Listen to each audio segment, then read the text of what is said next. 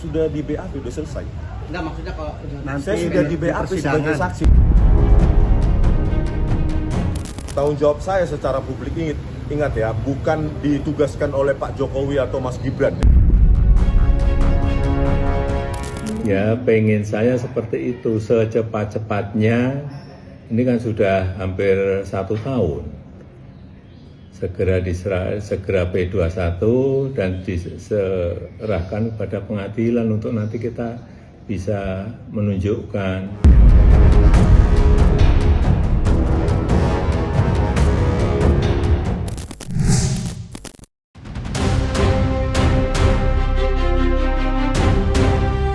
Polda Metro Jaya akhirnya menerbitkan surat penghentian penyidikan atau SP3 untuk tersangka Rismon Sianipar Usai terjalin kesepakatan restoratif justice dengan 4 pelapor, salah satunya Joko Widodo alias Jokowi. Dan dengan terbitnya surat penghentian penyidikan atas laporan yang dibuat Jokowi setahun lalu, maka tinggal menyisakan 2 tersangka di klaster 2, yakni Roy Suryo dan Dr. Tifa.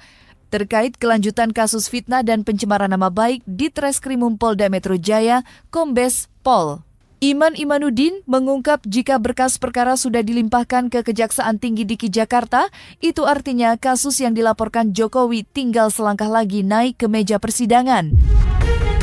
Namun yang menarik, Rismon baru saja menandatangani berita acara pemeriksaan di Polda Metro Jaya untuk dijadikan saksi mahkota jika nanti berkas perkara dinyatakan lengkap alias P21 untuk disidangkan di peradilan. Itu artinya Rismon akan menghadapi mantan koleganya, Roy Suryo dan Dr. Tifa yang dulu getol mengungkap ijazah Jokowi yang diyakininya palsu dengan dalih penelitian.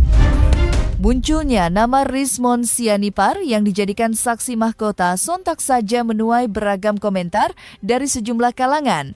Terlebih pernyataan terbaru Rismon yang akan mengungkap di balik gerakan tudingan ijazah palsu Jokowi yang dimotori Roy Suryo. Peringatan itu jelas ditunjukkan kepada Roy Suryo yang dituding bukan seorang peneliti, melainkan politisi. Bahwa proses penyidikan terhadap tersangka lainnya tetap dilanjutkan sebagaimana tahap-tahap persidangan di pengadilan. Selanjutnya, kami mengirimkan berkas perkara kembali ke Kejaksaan Tinggi Daerah Khusus Ibu Kota Jakarta untuk dapat diproses dalam sidang peradilan. Sudah di BAP, sudah selesai. enggak, maksudnya kalau Saya sudah di BAP sebagai saksi, berarti kan bersedia. bersedia berarti Bang ya? Sudah di BAP saya sebagai saksi, berarti kan sudah bersedia dong.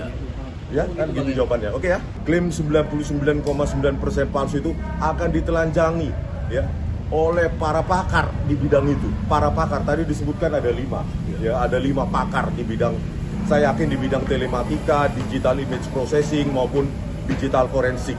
Itulah kebenaran nanti akan terungkap di situ, apakah Roy Suryo benar-benar sebagai peneliti atau hanya seorang mantan napi yang mengaku-ngaku peneliti tanpa fondasi teoritis, matematis maupun praktis.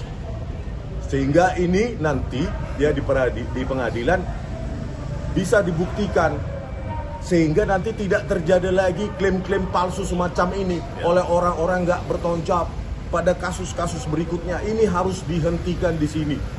Ya, kalau masih ada kesempatan bertobatlah. Tapi kalau masih berkeras hati, ya sudah, lanjutkan. Saya pun lebih senang dilanjutkan ini. Ya, karena saya akan membantu jaksa untuk menelanjangi Roy Suryo berdasarkan keilmiahan yang saya miliki. Kalau itu ijazah memang terbukti dan insya Allah itu akan terbukti 99% palsu, ya itu dia jahat sekali. Ya, pengen saya seperti itu secepat-cepatnya. Ini kan sudah hampir 1 tahun. Segera P21 dan diserahkan kepada pengadilan untuk nanti kita bisa menunjukkan mana yang benar, mana yang enggak benar. Kalau diminta hakim untuk menunjukkan ijazah asli, akan saya tunjukkan. Baik SD, SMP, SMA, S1, semuanya akan saya tunjukkan. Dan kami menyatakan, kami siap bersaksi. Beredar luasnya kabar yang menyebutkan Rismon Sianipar bersedia dijadikan saksi mahkota terkait kasus fitnah dan pencemaran nama baik yang dilaporkan Jokowi mendapat reaksi keras dari kuasa hukum Roy Suryo, Abdul Ghafur Sangaji, yang menurutnya tidak sah, bahkan jika tetap dilakukan maka akan terjadi pelanggaran hukum. Lebih lanjut, Abdul Ghafur membeberkan mengapa Rismon tidak sah dijadikan saksi mahkota. Menurutnya hanya mereka yang masih menjadi terdakwa yang dapat dijadikan saksi mahkota. Dengan terbitnya surat penghentian penyidikan untuk Rismon, maka dengan sendirinya Rismon tidak memenuhi syarat menjadi saksi mahkota. Perbedaan pandangan mengenai keterlibatan Rismon yang dijadikan saksi mahkota menjadi penanda betapa sengitnya polemik ijazah Jokowi yang diragukan keasliannya oleh Roy Suryo dan para koleganya. Seorang tersangka ketika ingin dijadikan sebagai saksi mahkota, berarti saksi tersebut berasal dari pelaku tindak pidana. Syarat menjadi saksi mahkota adalah seorang tersangka atau terdakwa yang bekerja sama dengan aparat penegak hukum untuk membuat atau memberikan keterangan kepada rekan-rekan lainnya yang juga ditetapkan juga sebagai tersangka atau nantinya kemudian menjadi terdakwa. Nah, kita lihat, Rismon memenuhi nggak syarat untuk menjadi saksi mahkota? Menurut saya tidak memenuhi syarat untuk menjadi saksi mahkota. Jadi kalau berdasarkan aturan KUHP, kalau Rismon itu mau jadi saksi mahkota untuk memberikan keterangan kepada Roy Suryo dan kemudian Dr. Tiva, itu tidak memenuhi apa yang disebut dengan syarat formil menjadi seorang saksi mahkota. Karena Rismon, Dr. Tiva, kemudian Mas Roy, ini melakukan penelitian yang terpisah-pisah. Syarat untuk menjadi saksi mahkota, mereka melakukan suatu peristiwa pidana pada lokus dan tempus yang sama. Ini lokus dan tempusnya kan beda-beda. Rismon meneliti dari Baligi Academy sana, di tepian Danau Toba yang indah katanya. Kemudian dia publikasikan lewat kanal YouTube-nya dia yang disebut Baligi Academy. Mas Roy menelitinya di Jakarta.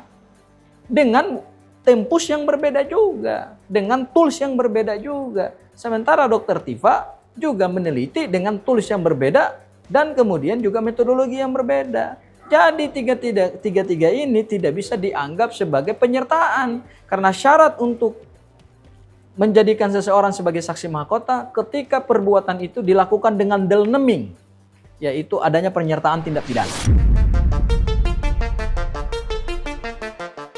Panasnya perseteruan dalam kasus ijazah kini makin meluas menyeret banyak pihak masuk ke ranah hukum.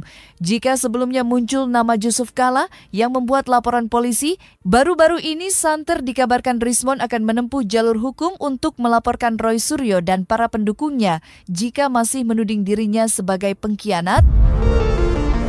Di kubu Roy Suryo tak kalah galaknya. Melalui kuasa hukumnya, Roy Suryo menuding jika ijazah Rismon yang diperolehnya dari Universitas Kawaguchi, Jepang tidak sah alias adanya dugaan penipuan. Bukan tidak mungkin dari temuannya itu, kubu Roy Suryo akan menempuh jalur untuk melaporkan Rismon Sianipar. Lantas siapa akan menang? Siapa akan tumbang dua seteru yang dulu bersektu kini saling bermusuhan? Konsekuensi hukum kalau mereka ulangi terus. Ya, itu aja. Berarti kalau mereka mengulangi terus, menyebutkan saya dan yang lain-lain, terutama pengkhianat, maka saya akan konsultasi dengan kuasa hukum saya. Apa yang bisa kita lakukan untuk mereka? Sekali lagi ngobrol dengan orang namanya Andi Aswan. Ya. Dia mengatakan kalau mau menyelidiki, teliti dulu penyandang dananya. Jadi di otaknya dia, ya otaknya si Omon itu memang sudah mau ada pengkhianatan. Kalau penelitian itu salah langsung dilabel pengkhianat, memangnya mereka membiayai penelitian saya? Mereka juga masuk di tengah jalan kok. Ya, setelah penelitian saya itu baru mereka menjadi penumpang gelap, pendompleng. Itu mereka-mereka yang mengatakan, atau apalagi pengacara-pengacara yang mengatakan saya pengkhianat. Ya. Itu nggak pernah cari data. Nggak pernah mereka cari data itu. Ya, ada AK, ada AG, ada RH, itu semua nggak ngeluarin biaya sesen pun untuk mencari data. Cuma ngomong doang di media-media di sini dan dibayai, didapat honor dari televisi dan terkenal sekarang seolah-olah dialah yang susah payah mencari data dan melakukan penelitian. Padahal dia cuma apa yang kalian lihat, cuma cuap-cuap aja di media gitu loh. Jadi jangan, ya saya akan mempertimbangkan mereka yang mengatakan saya pengkhianat untuk saya laporkan gitu loh. Karena apa? Siapa mereka? Mereka tidak membiayai saya kok. 1 sen pun mereka tidak membiayai saya. Apalagi Rosuryo. Ya, dia hanya tulis 49 halaman. Terus langsung mengatakan saya pengkhianat. Memang siapa dia? Gitu loh. Dia pertanggungjawabkan tulisanmu sepanjang itu ilmiah menurutmu, ya itu akan diguliti dan telanjangi oleh para pakar yang sebenarnya. Sehingga sekali lagi saya katakan tidak lagi terjadi klaim palsu untuk kasus lain. Si Oman itu galau dan kemudian merotasi otaknya, mentranslasi otaknya, ya, kemudian menjadi seperti sekarang. Dengan enteng, dengan semena-mena mengatakan 99,9% palsu, padahal dia tidak punya fondasi apapun. Di 49 halaman itu tidak ada penjelasan ilmiah sama sekali. Sama sekali. Bayangkan itu akan ditelanjangi dan kita lihat siapa Rosuryo sebenarnya. Tapi apa? Dia jelas sudah menipu. Lihat KTP-nya. Dokter. KTP-nya dokter. Tahan bang. Ya, nih KTP-nya dokter. Ini tidak melanggar Undang-Undang Perlindungan Data Pribadi ya. Itu karena nick-nya sudah saya samarkan. Jadi ini tidak melanggar dokter. Jadi sekali lagi, apa yang dilakukan oleh Rismond itu tidak perlu lagi dijawab. Mau dia jawab, Rosuryo tidak ilmiah, dia seorang politisi. Tidak hanya Rismond yang akan menempuh jalur hukum, kuasa hukumnya Djamada Girsang jika mengingatkan para kuasa hukum Roy Suryo untuk tidak menyerang kliennya, apalagi mengungkap urusan personalnya. Sebab jika peringatan itu diabaikan, Ahmada Girsang tak segan mengadukannya ke Dewan Kehormatan Organisasi Advokat, tempat para pengacara Roy Suryo bernaung. Tidak sekali 2 kali peringatan keras itu dilontarkan yang menandakan betapa panas dan sengitnya pertarungan Rismond dan Jokowi menghadapi Roy Suryo beserta kolehannya. Tapi saya khusus komen untuk para advokat ya, yang pernah mengelilingi Rismond. Perkataannya juga di luar opsi dipilih itu, yang katanya wah macam-macam. Kalau itu kami tunggu.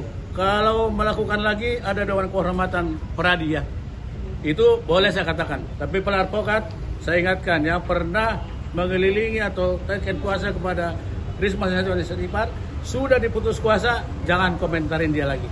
Itu Undang-Undang Advokat dan Kode Etik mengatakan itu, bukan karangan saya.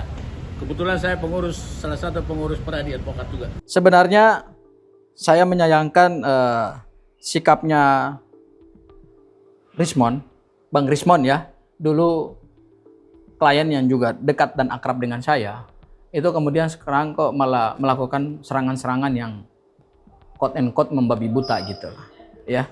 Saya hanya ingin perlu mengingatkan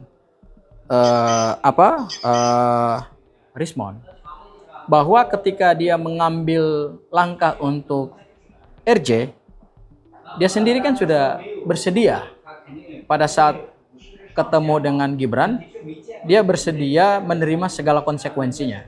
Saya putar apa konsekuensi yang sebenarnya dia sudah nyatakan kepada publik.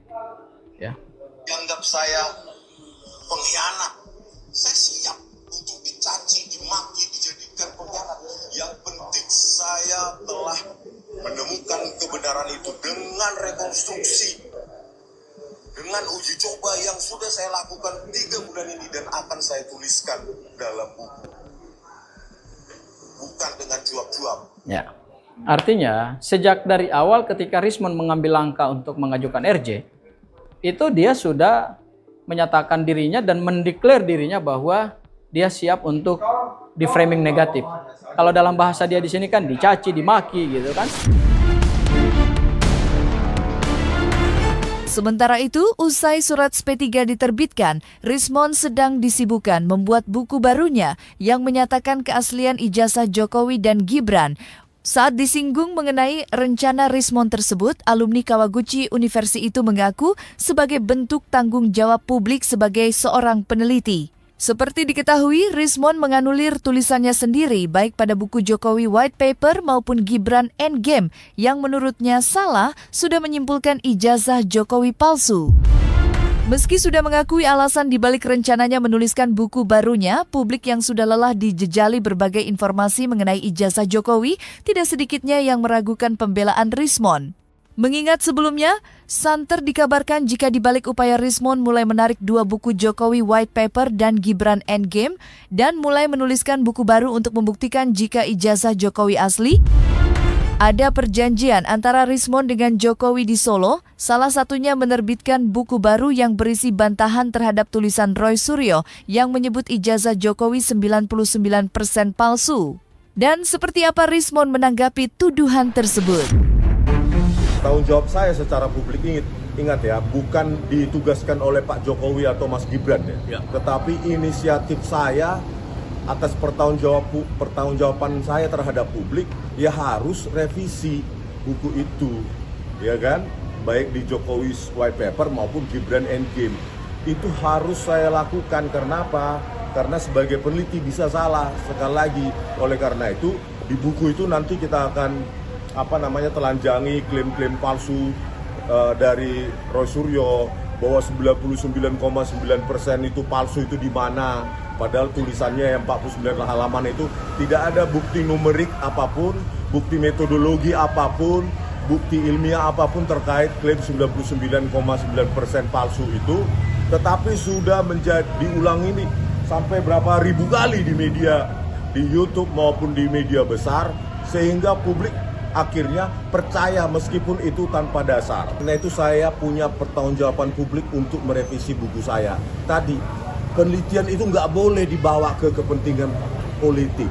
Biarkan dia penelitian, ongoing, tetapi kalau ini sudah masuk ke wilayah politik, maka itu menjadi senjata mereka. Nah, itulah salah satu alasan mengapa saya mengajukan RJ.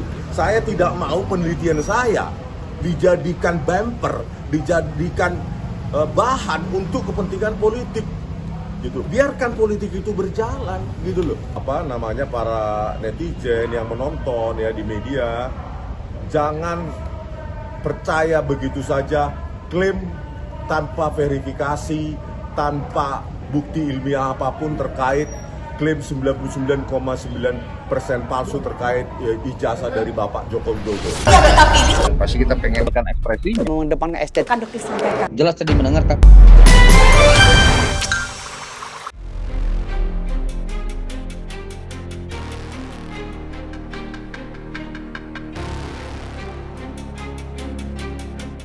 Nah, selesai sudah, Cumi Lovers.